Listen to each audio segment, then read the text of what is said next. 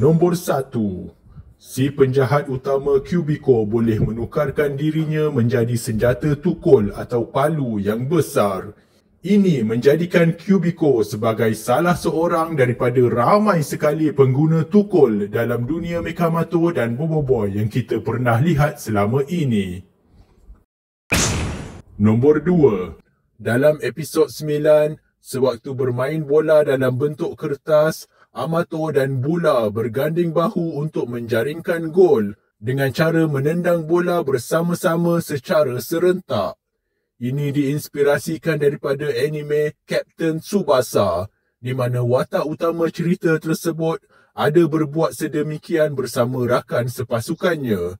Manakala adegan Mara sebagai penjaga gol yang berusaha menahan bola tersebut tak ubah seperti adegan goalkeeper dalam movie Shaolin Soccer. Nombor 3.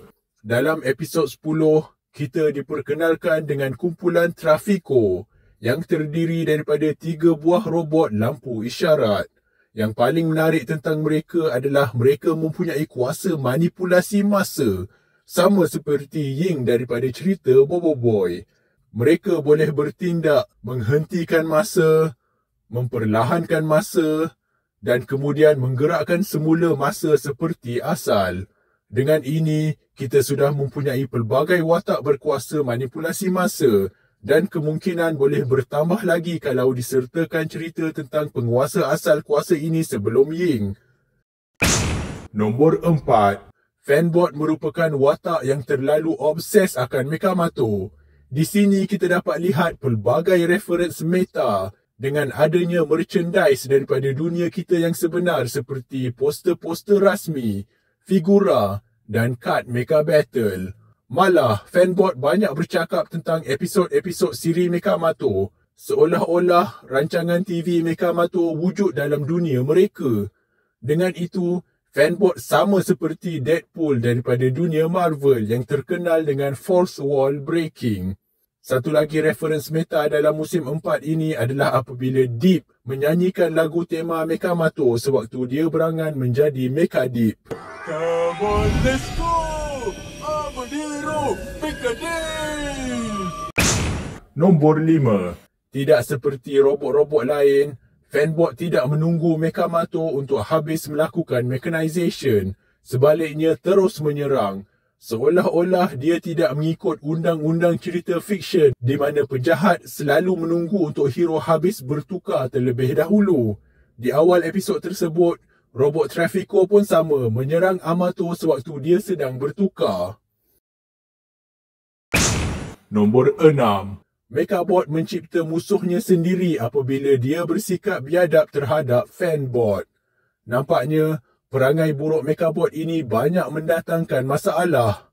Nasib baik fanbot kembali menjadi peminat dengan mudah disebabkan mindanya yang agak simplistik.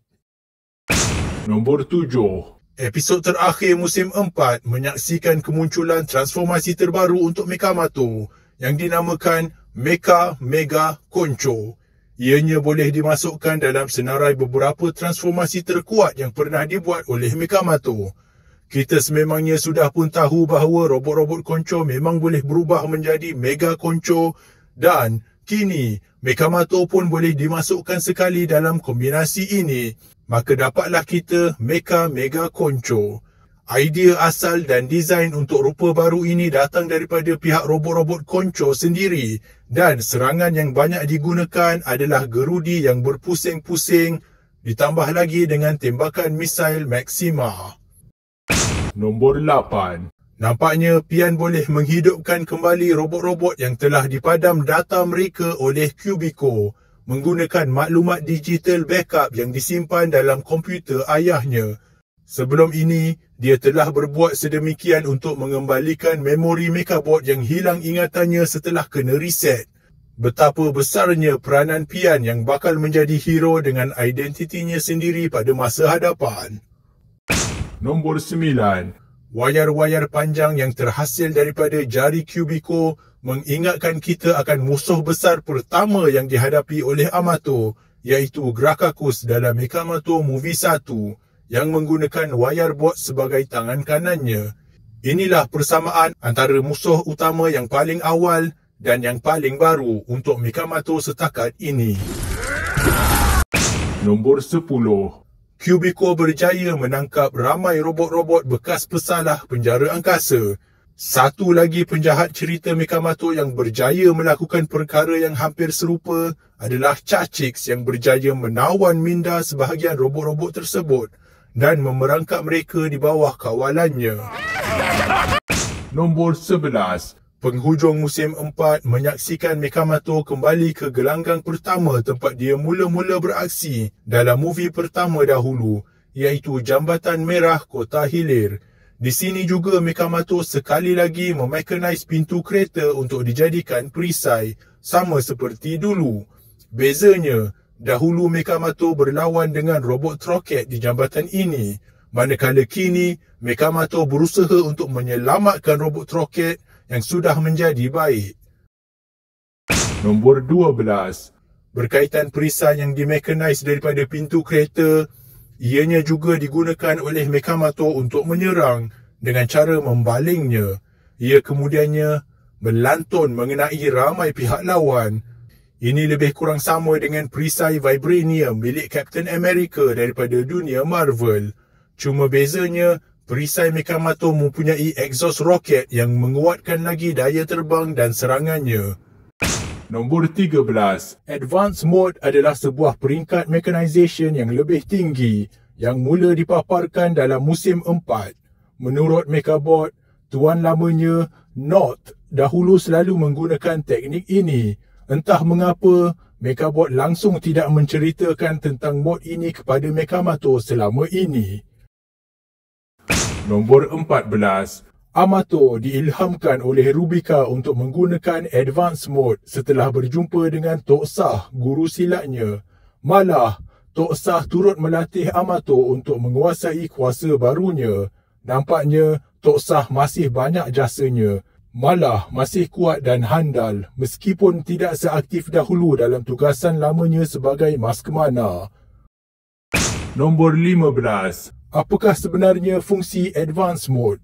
Mod ini boleh menarik objek-objek pilihan di sekeliling penggunanya untuk dimekanize tanpa perlu mengambil objek-objek tersebut satu persatu dan menyusunnya terlebih dahulu seperti yang dilakukan selama ini oleh Amato. Dengan ini, mechanization boleh dilakukan dengan pantas di tengah-tengah perlawanan. Nombor 16. Satu lagi teknik baru yang ditemui Mikamato adalah remechanization. Apabila sesebuah objek sudah siap dimechanize, Mikamato boleh terus remechanize objek tersebut sekali lagi untuk menjadi benda lain pula, untuk kegunaan yang lain. Itulah remechanization. Sangat berguna. Nombor 17. Nampaknya, gabungan Mikamato bersama robot-robot konco untuk menjadi Mecha Mega Konco dibuat melalui Advanced Mode. Buktinya adalah robot-robot konco di sekeliling Mikamato menyala dan bersinar, kemudiannya ditarik ke arahnya. Itulah yang berlaku setiap kali apabila Mikamato menggunakan Advanced Mode.